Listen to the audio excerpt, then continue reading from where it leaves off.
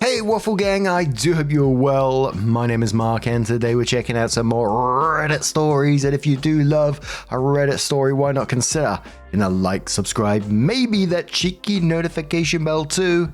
And let's crack on with today's first story.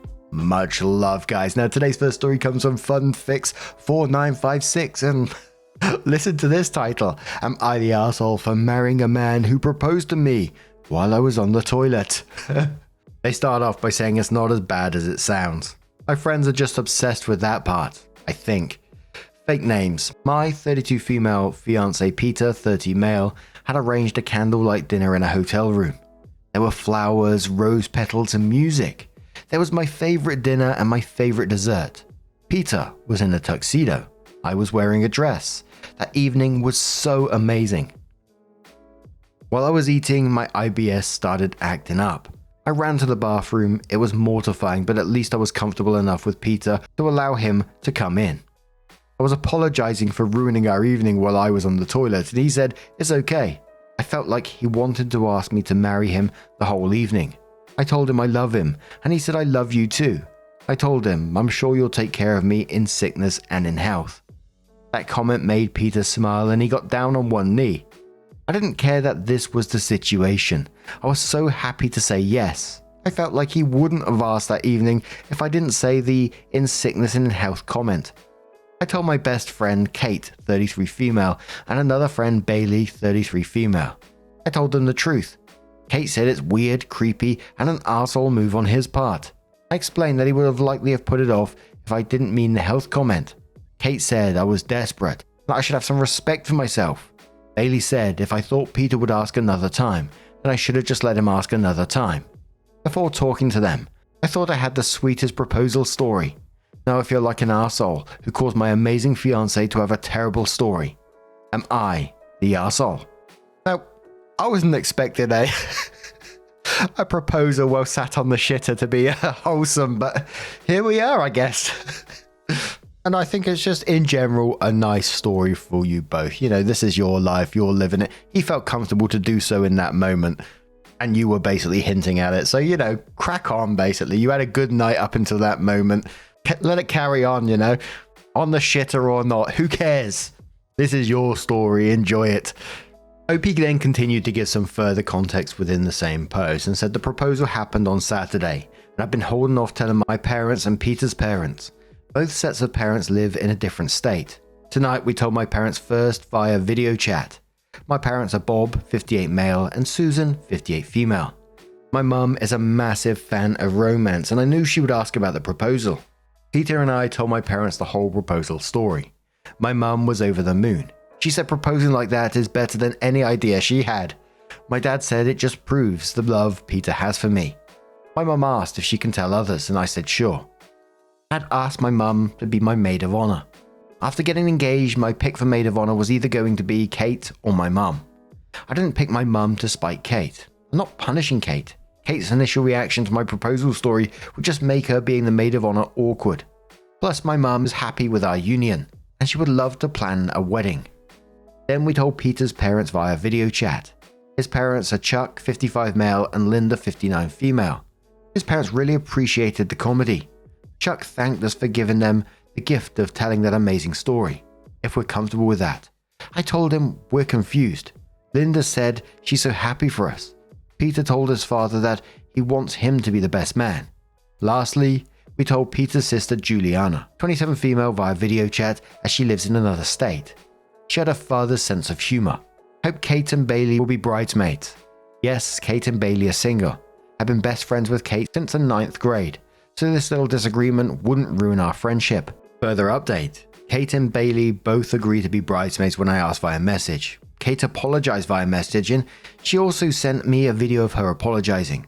Kate said she appreciates I'm still letting her be a key part of the wedding. She said that after several days of thinking about the proposal, she realized how loving it was. She said that if she had IBS, she would appreciate a guy who treats her like how Peter treats me. Bailey apologized via message. Her apology was brief, and she admitted it in that Kate told her to apologize. A further update from the OP that says thank you to all the amazing people who gave me support on my original post. After Kate's apology message and apology video, I messaged back that I forgave her with a link to my original post. She said she really wanted to talk face to face. We went out to the gym even though I was feeling like I was going to get an IBS flare-up. We talked while we worked out. Kate said that she was upset when she heard my proposal story and that she didn't understand why she was so upset at the time. She confessed that she had processed her feelings. She realized it was intense jealousy. Kate revealed to me for the first time that she was diagnosed with IBS a few months ago. She said hers is not as severe as mine.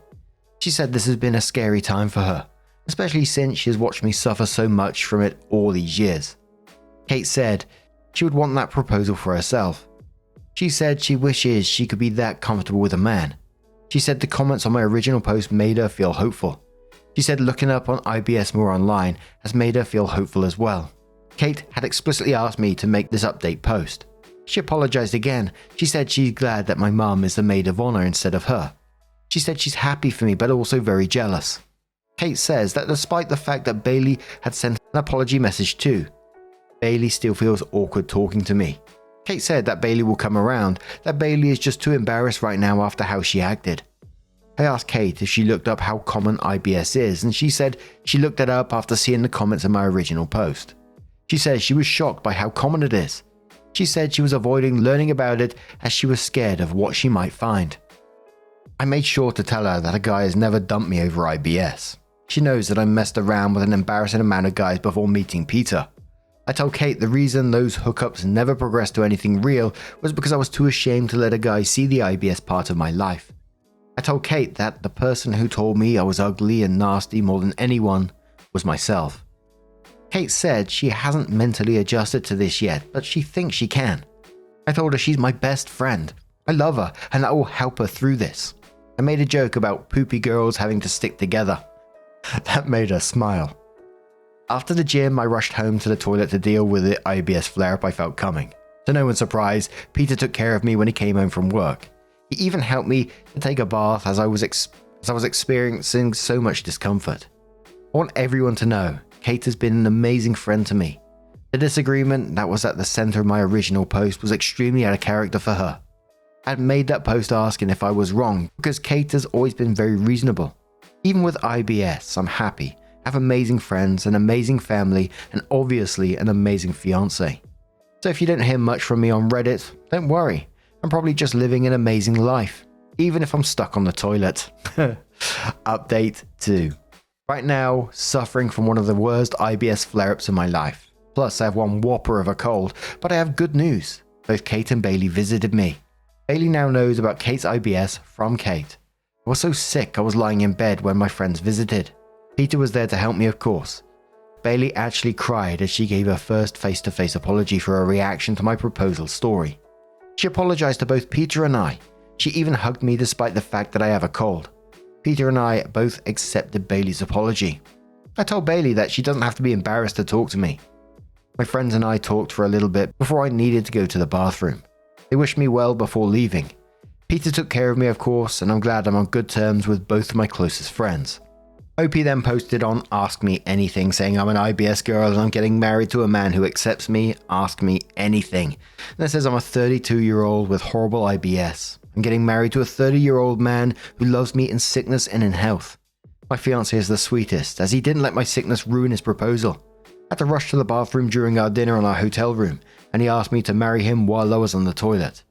He probably would have done it another time, but I made hints that I knew he wanted to propose. I'm incredibly happy. At this very moment, I'm suffering from both an IBS flare-up and a cold, so I have time for a Q&A. Ask me anything. And I had a quick scoot through that thread as well. And there was lots of people asking, IBS related questions. Lots of good information in there as well, especially with how OP deals with it. And they say that they use humor to deal with quite a bit of it. And I always appreciate someone who will talk so openly about something like that, which a lot of people won't want to talk about, which is understandable as well at the same time. But I'm sure it will help absolutely many people that come across that as well, because it brought me some comfort as well. I've been going through some stomach issues myself, been getting all sorts of various bloods, cameras, all that sort of stuff. No resolution as yet. There may be the potential of it being IBS, not sure as yet, but it's nice to see people talk about it so openly and comforting in some ways, And in regards to the story, I'm glad that OP was able to talk to her friends, and her friends did see the error of their ways and talk so openly about her jealousy as well. She's not saying her jealousy is right, but it's just the way she was feeling at that moment, and telling her friend this is how she felt, and they're working on it together, which, you know, is just all you can hope for in the end. But now, I'm going to turn this one to you guys. What do you guys make of this situation? Let us know your thoughts down in the comments below, and let's crack on with another story. Now, our next story comes from SweetNo6434 from the Am I the Arsehole subreddit, and says, "Am I the arsehole for not supporting my wife when she started to cry at a Swedish tradition? I, 52 male, and my wife, 47 female, already have 3 kids. 13 male, 13 female, and 20 female. A few months back, we felt like we could use a breath of fresh air, so we signed up to take a foreign exchange student for a year. We got a 16-year-old Swedish girl that I will call Sarah, and that has worked very good.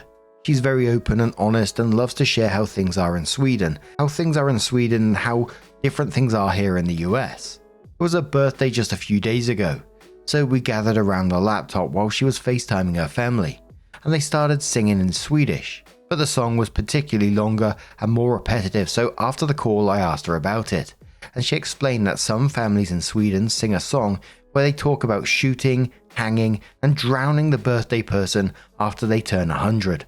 My wife overheard this and started to get annoyed because, in her words, it was inappropriate and extremely disrespectful to her household when she sang that without her knowing. My wife isn't naturally sensitive to bad language or words, but when she was born, she had a 60-year-old dad that died when he was 96, so she is more conscious about how elderly people can feel just before they are about to die, and she felt like the song was making fun of people when they are old and sick. Me and the twins were embarrassed while standing there, so I asked her to calm down, and that it's just a Swedish joke song that isn't even meant in that way. But she just started ranting about it was her house too, and she shouldn't be afflicted to such derogatory language behind her back. Sarah obviously felt bad and tried to apologize, and that she didn't mean it to be disrespectful in that way, and that it was just her family singing the song.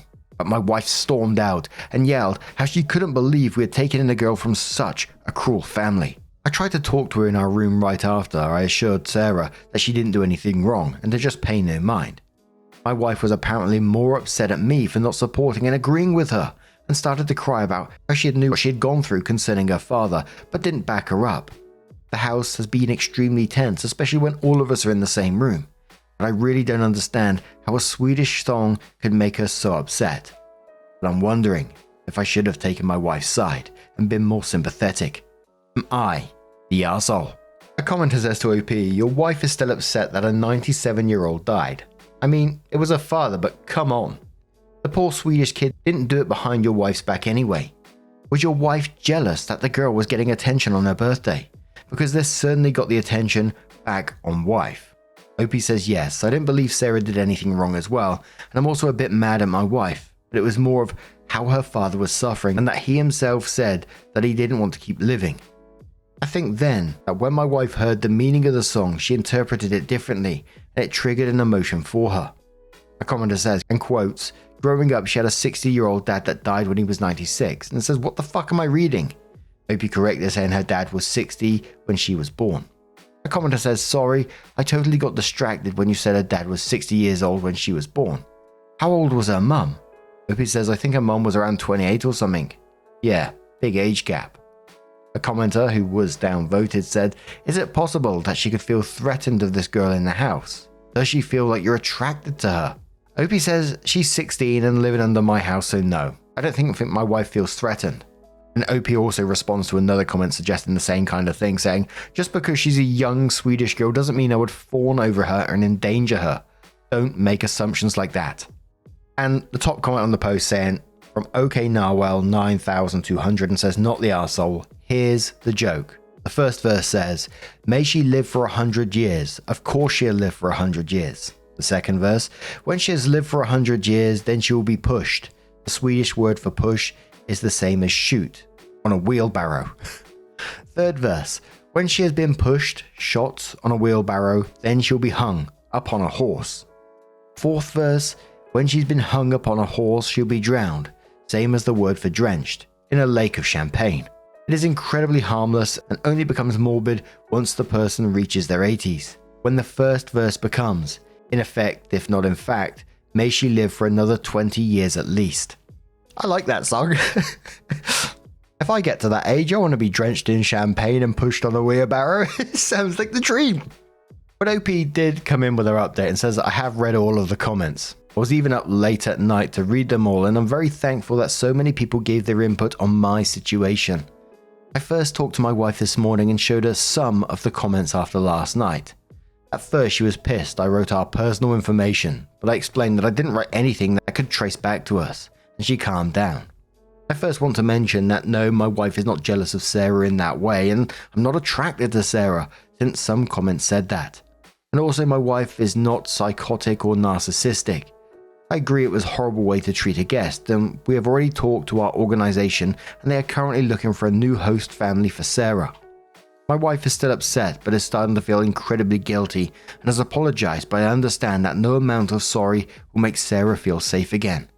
Tensions are still high, but I showed Sarah some of the comments and she finds it hilarious and comforting, and I again assured Sarah that she didn't do anything wrong and dark children's songs are in every culture and doesn't harm anyone. And to answer some other questions, no, my wife doesn't usually do this, and she was starting to panic when I talked to her about what she actually said and how Sarah probably feels trapped in our house in a foreign country. I also showed her the true meaning of the song by one of the comments, which caused her to almost have a panic attack that I needed to guide her through. We will investigate this further, since I know some of you had theories about how it could be menopause, so we'll look into that.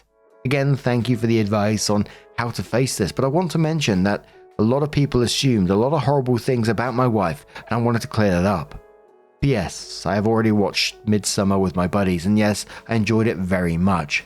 A downvoted commenter said to this one, so you showed Sarah the comments, she found it hilarious, and now you and she have a little joke at your wife's expense. Sure, your wife had an inappropriate reaction to the song, but you've talked it out and she apologized. You're working on finding a better situation for Sarah. Why go behind your wife's back? Maybe you really are attracted to her. Reddit being Reddit. OP says, no. I showed her the comments talking about Swedish culture and the ones that were nice to her. I didn't talk badly to her behind my wife. I only explained to her that she didn't do anything wrong. Disgusting assumption. That last comment was so weird, what the fuck? SK says on the back of this, as a Dane, and if it was my child, I would ask for a relocate ASAP. This is not a safe house for her to be in, and I can imagine how scared her parents are right now. What a shit show your wife has created. You are not the arsehole, but your wife definitely is. She should be ashamed of herself. Bug OK says not the arsehole, that poor child. She's in a foreign country just trying to celebrate her birthday, and that's how your wife treats her. Stomping and shouting, disrespecting her culture, jumping in to further judge and insult the girl's family without full understanding. None of this is okay. I don't think you should host any foreign students again, at least not while you're living with your wife. Next Welder says, no offense OP, but it's hard for us not to think that your wife is horrible. She berated and terrified a young innocent girl because of a song from her country. She went after a child who's in a foreign country where she has no one to run to or call. Can you imagine how stressful that was for Sarah? Your wife showed an ugly side to her.